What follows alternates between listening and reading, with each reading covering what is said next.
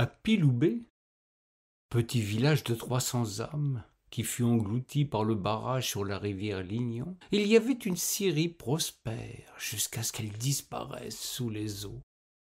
Nous étions en 1948, une époque aux grandes réalisations hydroélectriques qui parfois noyaient des pans d'histoire au nom de la fée électricité. Les sieurs prirent leur parti de ce drame qui les mettait sur les dents. Ils n'avaient d'autre choix que de trouver un emploi ailleurs. En ce temps-là, l'embauche ne manquait pas. Il fallait reconstruire un pays exsangue. Ils se dispersèrent au gré des sollicitations et du hasard. Ils ne revinrent jamais au pays, suivant ainsi l'exemple de ces innombrables ruraux qui venaient découvrir les vicissitudes de la vie urbaine.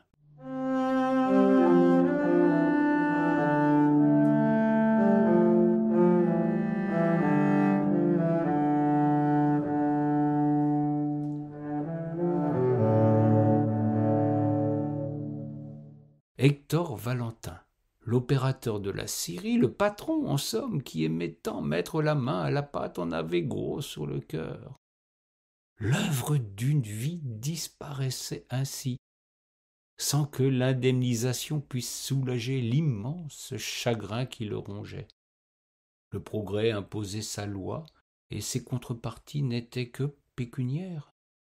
Une étrange conception que celle des expropriateurs qui faisaient si peu de cas de l'âme humaine. Thor ne se consolait pas du départ de ses compagnons. Plus que des ouvriers, ils étaient ses amis, ses frères de sueur et de labeur. Il vécut comme une trahison cette fermeture, qui contraignait ces braves gens à quitter le pays avec leur famille. Lui n'en démordait pas, il resterait tout près du barrage pour vivre ces dernières années, hantant les rives de ce qui fut son domaine.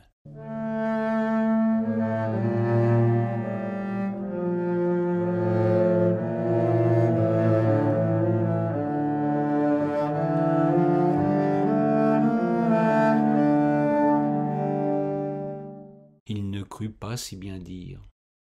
Il s'éteignit tranquillement au bord de toute cette eau qui avait noyé sa fierté et son envie de vivre. On le pleura peu. Les gens d'ici s'étaient éparpillés au loin au gré des reconversions et des déménagements. C'est tout juste si on trouva dans le coin un menuisier pour lui tailler sur mesure un cercueil dans les essences du pays. Il fut porté en terre dans un autre endroit que celui qui avait été jusque-là la dernière demeure de ses ancêtres. Se sentir exilé à l'heure de son dernier voyage était ce qui avait le plus tourmenté celui qui n'avait plus goût à la vie. Mais que faire devant ces milliers de mètres cubes d'eau recouvrant sa terre, comme une chape de plomb bien plus lourde qu'une plaque de marbre?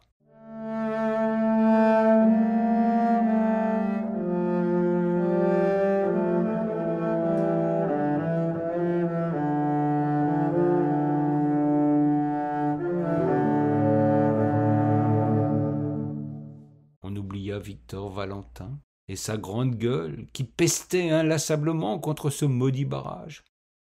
Le temps passa. Les touristes s'approprièrent cette vaste étendue d'eau sans se soucier de ce qui avait été autrefois en dessous. Ainsi va la vie, oublieuse et indifférente. Mais, quoique dans un autre monde désormais, pour le patron de la scierie, le courant ne passait toujours pas entre lui et le barrage.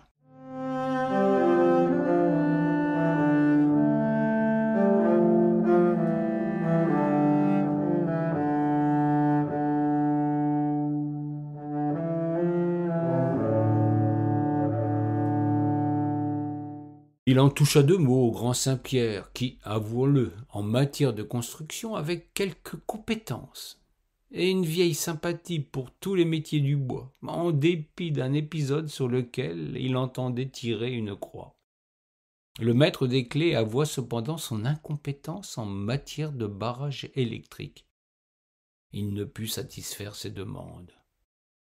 Victor Valentin se tourna vers la maison d'en face, Satan ne considérait pas d'un mauvais œil l'idée d'embaucher un patron de scierie. C'était alors une époque où les fournaises de l'enfer tournaient encore au bois et au charbon. Depuis la crise énergétique, il est probable que ce diable se tourne désormais vers une énergie renouvelable. Mais lui aussi n'avait pas pouvoir de divination.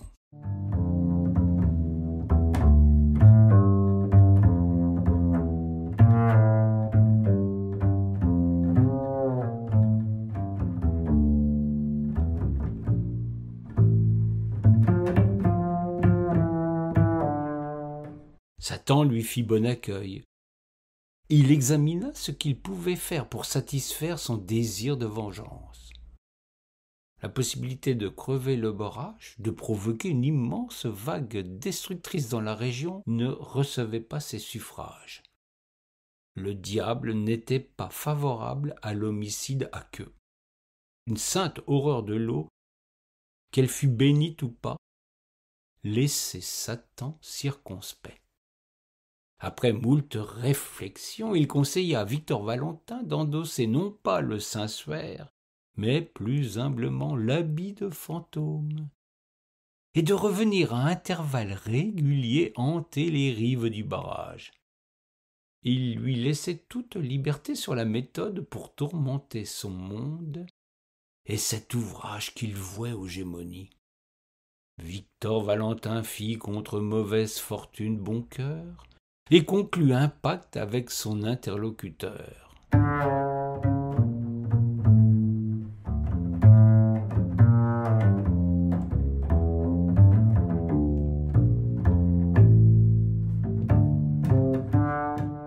Il se fit fantôme et trouva astucieux stratagème pour de temps à autre revoir les murs de sa chère Syrie.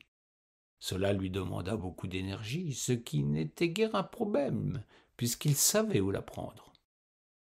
Il revint donc dans la région, insuffla de curieuses idées aux décideurs, aux paysans, aux industriels, aux bâtisseurs. On rasa les haies, on coupa les arbres, on bétonna à tour de bras. Et plus Victor Valentin voyait progresser son œuvre, plus il se frottait les mains. Bientôt, il obtiendrait gain de cause. Il avait eu raison d'avoir foi en sa méthode. La sécheresse fit son œuvre, et à plusieurs reprises le cours du Lignon mit en péril les lignes à haute tension, tandis que le niveau du barrage était si bas que la Syrie surgissait au grand jour. Un bonheur sans pareil pour notre fantôme, qui paradoxalement était aux anges dans pareille occasion.